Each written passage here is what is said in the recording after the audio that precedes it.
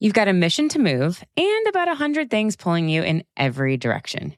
But what if you had a strategist in your corner, one who never sleeps? Meet Penny, Bloomerang's AI-powered fundraising strategist. She turns your donor data into clear next steps so you know who to ask, when to ask, and how to make every moment count.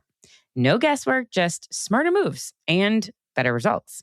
So one small but mighty team used Penny to recently exceed, get this, $1 million match, raising $2.25 million for their mission. If you are ready to see what that could look like for you, you can check out the full case study and discover how Bloomerang's intelligent giving platform helps you raise more at every turn. Check out the link in the show notes. The data is in. Bloomerang has just released the Giving Signals report. And there's one stat that stopped me, many, but this one in particular, that donors preferred specific impact language over vague appeals by 88 percentage points. 88! But yet, how much vague language is there still everywhere? My guest today is Ann Fellman, Chief Marketing Officer at Bloomerang, the donor management platform built specifically for nonprofits, and has spent over 2 decades in B2B tech marketing, including time inside a nonprofit. So she brings that dual lens really to everything she does, and I ask her about that today.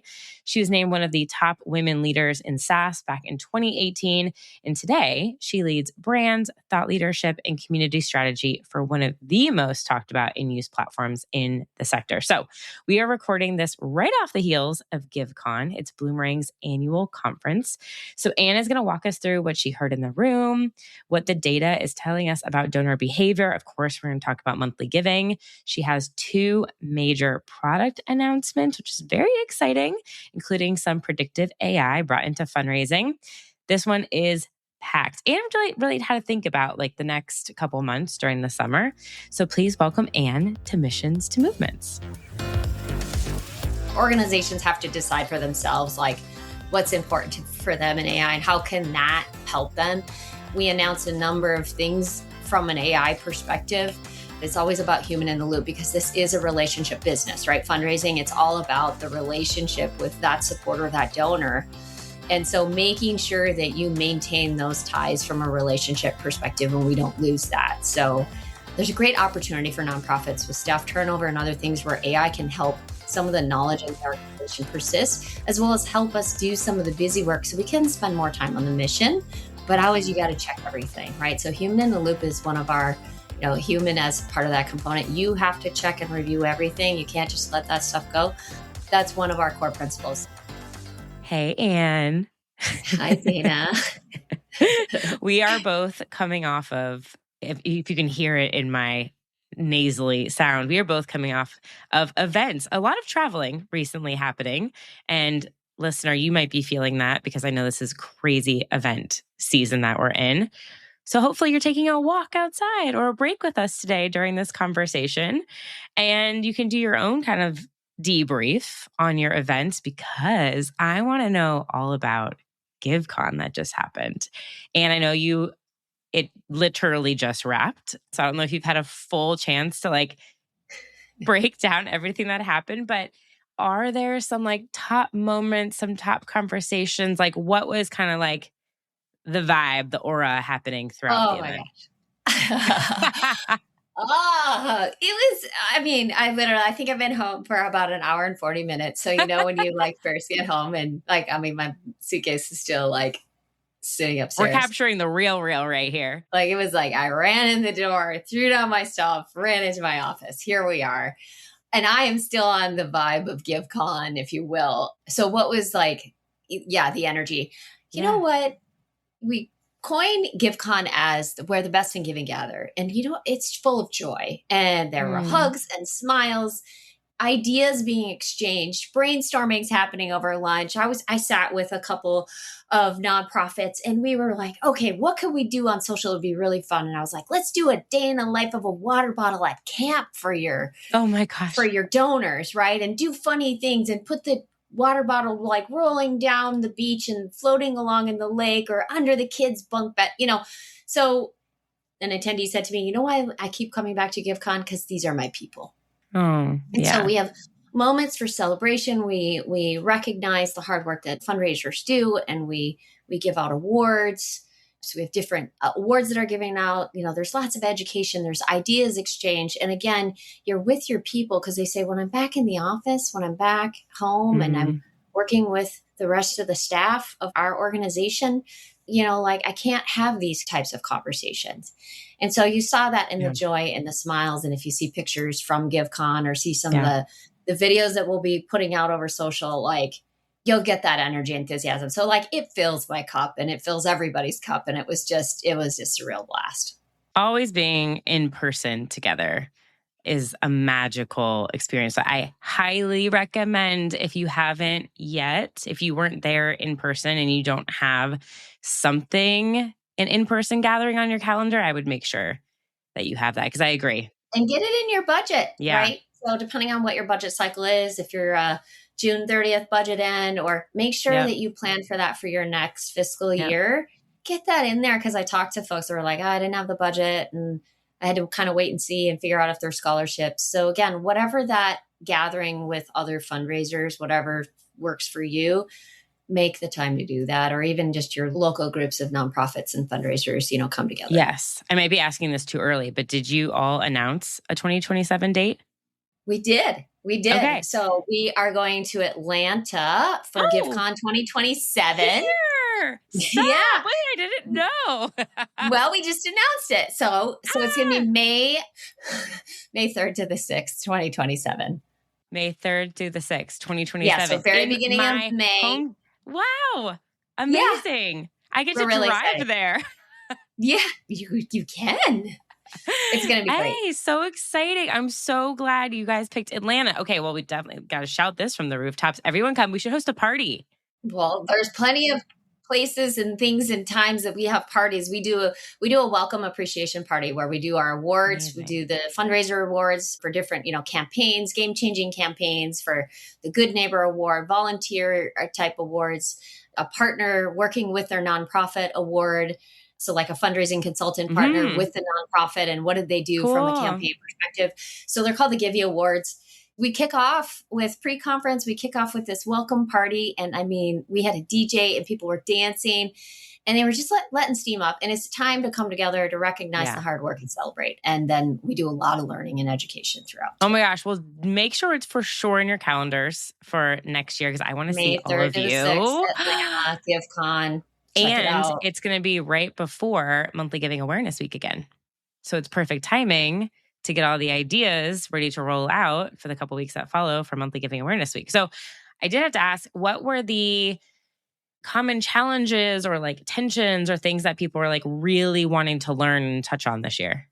Yeah, well, I think there are two central themes, I would say, is obviously AI is everywhere. And that is an element that just keeps coming up in conversation. And so organizations have to decide for themselves, what's important for them in AI and how can that help them. So that was a definite theme. And we announced a number of things from an AI perspective in terms of, we talked about our principles as an organization. And then we talked about, a number of capabilities that we're doing, but it's always about human in the loop, because this is a relationship business, right? Fundraising, it's all about the relationship with that supporter, that donor.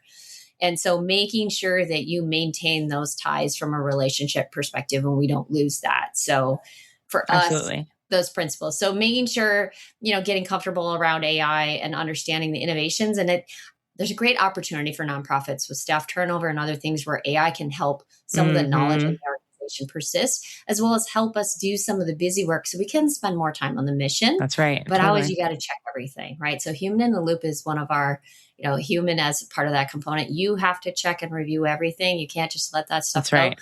That's one of our core principles. So, that was a theme. Another theme was, to your point, monthly giving, right?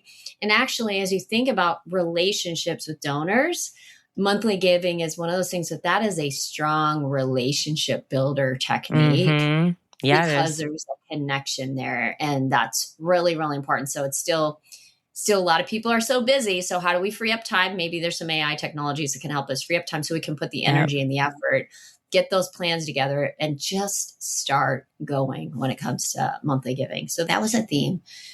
And then Love I would that. say email, right? Email more than you should. So donors still, we came out with a study called the Giving Signals Yes, I Report. wanted to ask you about this. Yeah. So in that, again, there's the surprise of like, hey, we're doing everything. The nonprofit is doing a lot more of communication with donors and their supporter community through social, but the donors are, and the supporter community is saying, I want more, I want the email.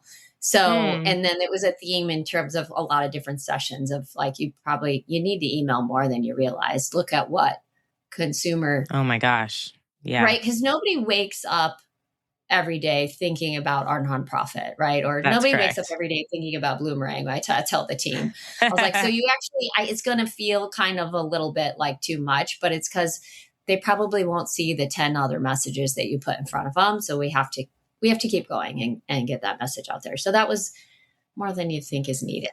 Yeah, I was just having a conversation somebody at my monthly giving retreat about this, where I said, even somebody just seeing that you sent the email, that is triggering a top of mind, keeping you top of mind reaction, even if they don't necessarily open it, but they saw your name. Therefore, it comes up in thought and conversation. So to your point, I talk about this a lot around Giving Tuesday because it's following obviously Black Friday and the insane amount of Black Friday emails that a single brand will send. I always talk about Nespresso, and they will send like 15 emails over like 2 days.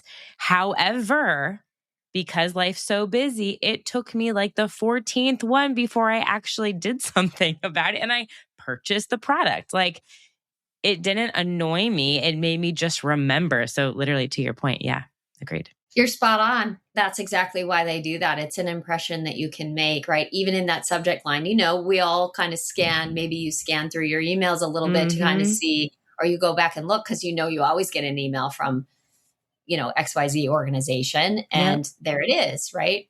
Yep. And I would say just go back to look at your unsubscribes. Like, I'm proof of this. So I send out a weekly newsletter, the Mastermind Memo, and I'll send out other ones occasionally when things just peak of mind. And everything's far below 1% unsubscribe. And if people leave, then okay, bye. You didn't want the value right. And that that's I was here to okay. share. Yeah. It's okay if people unsubscribe. It means it actually is better for you knowing that because it's maybe somebody you don't want to spend time on when we think about time is precious, right? And who should I pick up the phone and call? Yeah. Well, there you go. It just helps you keep, the people that care are still there. Yeah. I was wanting to ask you, in the report you mentioned, because it's out now, what has been a finding that maybe surprised your team the most or that challenged like a common assumption maybe outside of email? Well, we talked about like recurring donors too, right? So we're just talking about, this monthly giving or recurring donors that they give more and they're just fundamentally, like the data shows in the report, that they're fundamentally more connected. That's an element. And something that's like really important, and I've been talking about this one-on-one with a lot of people, and I haven't said it on the podcast yet, but is really thinking about your recurring donors from the standpoint of their LTV, the lifetime value. A lot of times we think about monthly donors as just the $25 a month gift or $5 a month or $10 or whatever that is.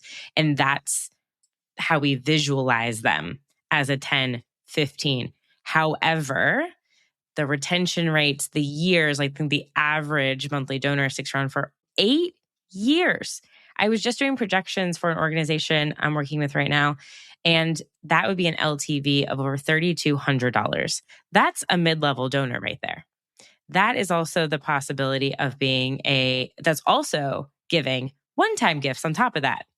So the LTV is actually, that's incorrect because that's not including the one-time gifts they would give on top of that. But if we presented that number, then that person looks a lot more attractive to an organization to spend time on and consider. And when we think about, I also get asked, and you as a CMO look at this all the time, is like cost per acquisition, right? Yeah.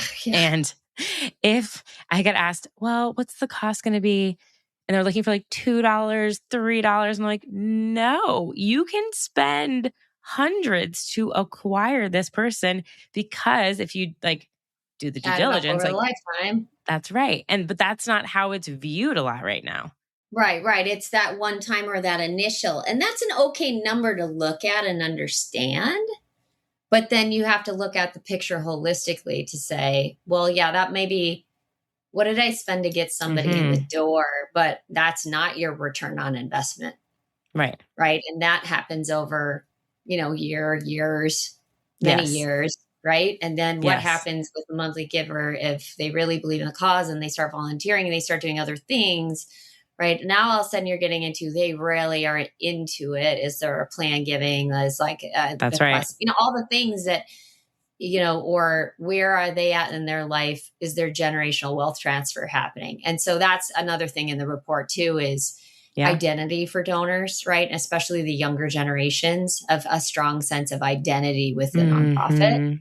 Yeah. So really understanding, surveying your donors, understanding what they care about. So donor identity from that perspective. So you can, I don't mean make an appeal, but appeal to them, right? You can connect, you resonate with them. Really, really important.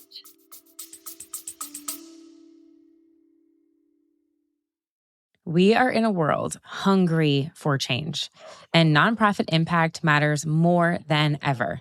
Yet every day, you're asked to do more with less time, fewer resources, and tools that weren't built for the way nonprofits actually work. But what could you do with more? That's the promise of Bloomerang. They are a trusted giving platform built for purpose. Bloomerang integrates fundraising, donor, and volunteer management into one really intuitive platform.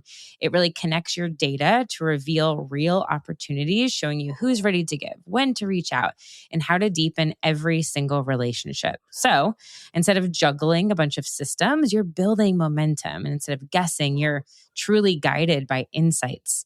And we're not settling for good enough anymore. We're raising more, retaining more, and inspiring more generosity year after year. When tools are built for a purpose, your mission truly goes further. More connections, more confidence, more impact. And that's how we like it. So you can learn more about how you can do more with more at bloomerang.com. That's BLOOMERANG.com.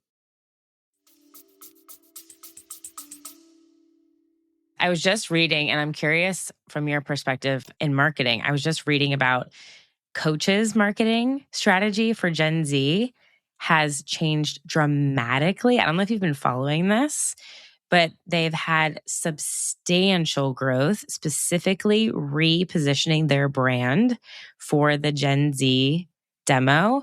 It is about brand. They're being featured, they're looking at like book clubs, they're doing college campus partnerships. Like, it is complete reversal of everything that they've really done in the past, and infiltrating at the brand level, at the culture level, and being in it, not trying to create. And the other thing that their CMO said that I thought was really profound, she's like, I don't just look at insights and reports, I talk to them one-on-one. And she said at the beginning, like, our CEO thought this would be such a waste of my time, until I came back with such concrete examples of what they were looking for that inspired product. They've seen the search. I mean, it's fascinating. I don't know if you've read their case study, but I'm going to try and get her on the podcast. I haven't, but I have done a lot of that type of groundwork. And even an organization this week that won an award for their game-changing campaign, they changed their annual peer-to-peer fundraising campaign from something that they'd been doing for 15 years. And they were like, oh, we can't really do that anymore. It doesn't really, it's not working, right? And it's related to clean water, right, in parts of the world. And they used to do a program called Shower Strike. And then they switched. But what they did, to your point, is they talked to all the different kind of personas of their supporter community that was involved in peer-to-peer. So they had influencers and celebrities. They had school kids would get really involved. They had, so classes, right? They get really excited about, so they understand kind of their supporter spectrum, but they did the research. They had the conversations, to your point. We are human beings. We're emotional and we're driven emotionally. And so we have to remember that in the, how we put together our campaigns, how we engage and connect. Yeah. Really, really, really important. I like how even at the very beginning, you talked about the water bottle, like humor. We don't have a lot of like humor immersed in campaigns, but that is a huge way to break through and to get people to watch. Especially if it's a hard topic too. Yeah. I was talking to someone else and they're like, well, our topic is one, it's a hard one to see and it's a bit uncomfortable, and so now, you have to kind of decide what's right for you, but there are things that we can do a day in the life, or how do we create Mm-hmm. tangible moments of representations of hard topics like fetal alcohol syndrome.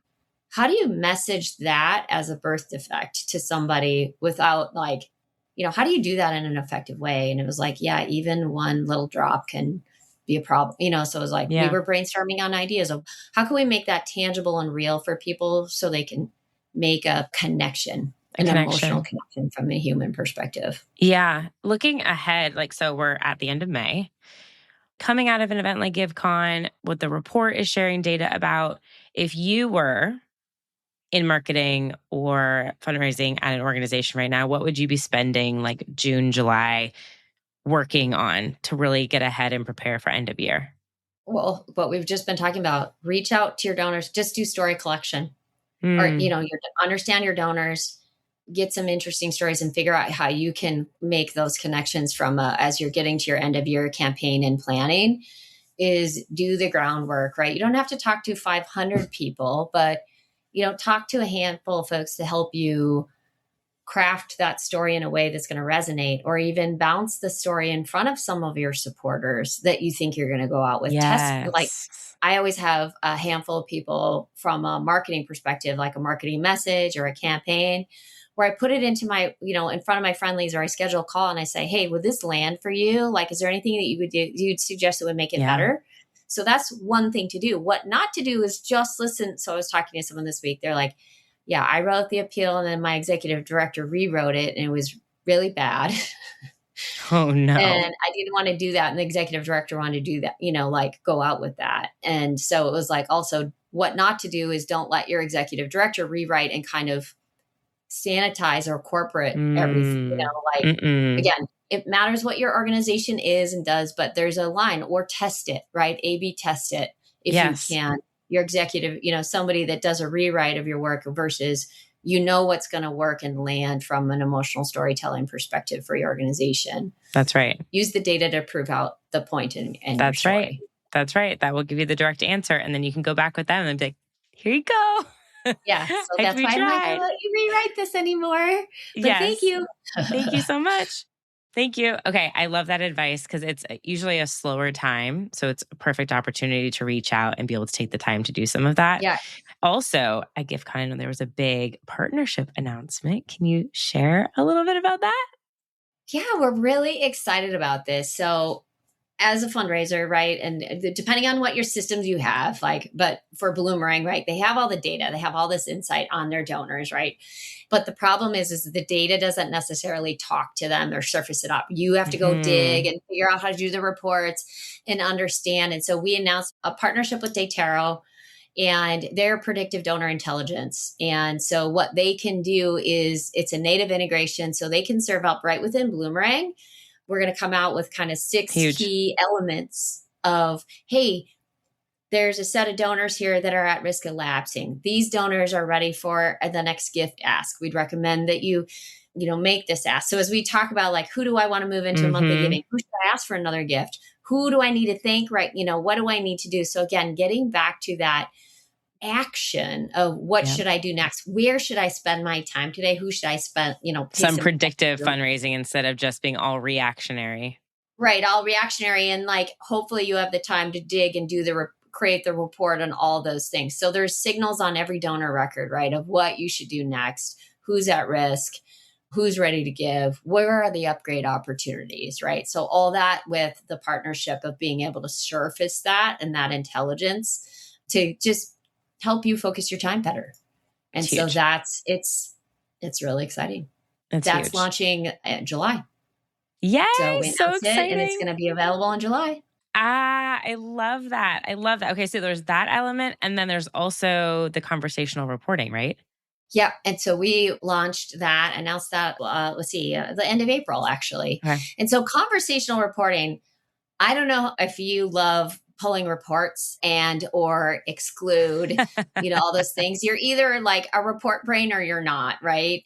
And it's like, you know what? I'm always like, don't make me think.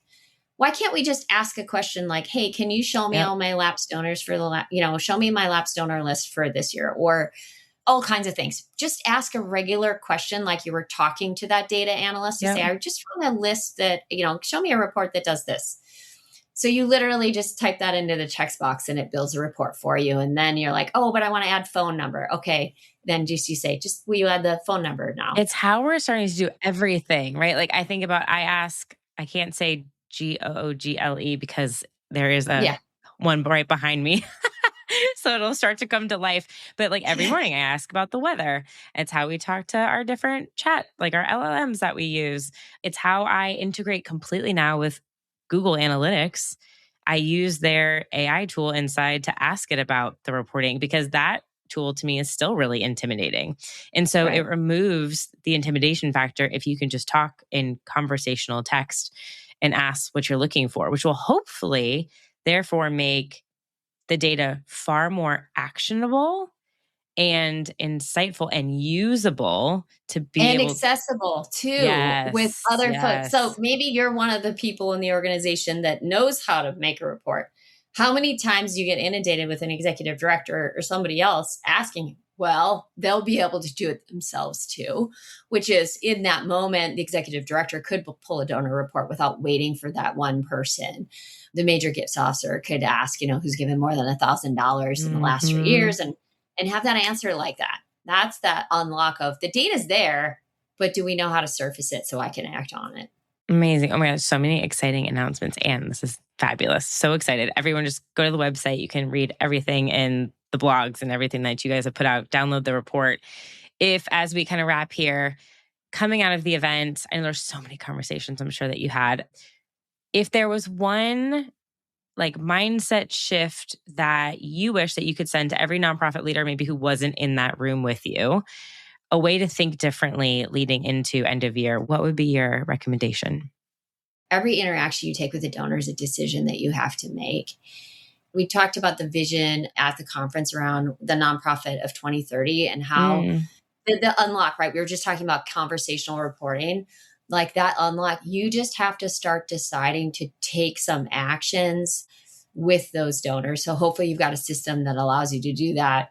But we talk about that distance to 2030 or that, we were talking about how I just talked to some of my technologies.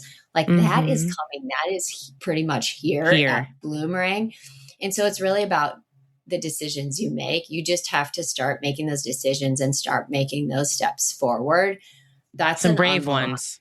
It's a brave one, right? So decide to make a step of don't keep doing what you've always been doing.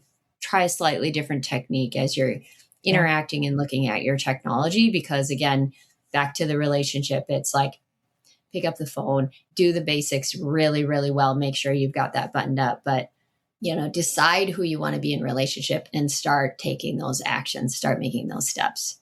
So good. So good. We could talk forever, but I also want you to get your rest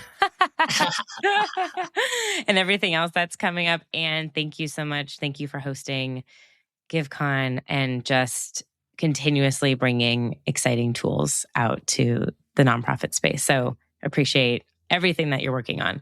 Well, thank you, Dana. It's a real gift and a real opportunity to help give back to the nonprofit community. And for Bloomerang, GiveCon is one of the ways that we do that. So amazing. Onward to 2027. I'll see you in Atlanta. Yeah. Thank you.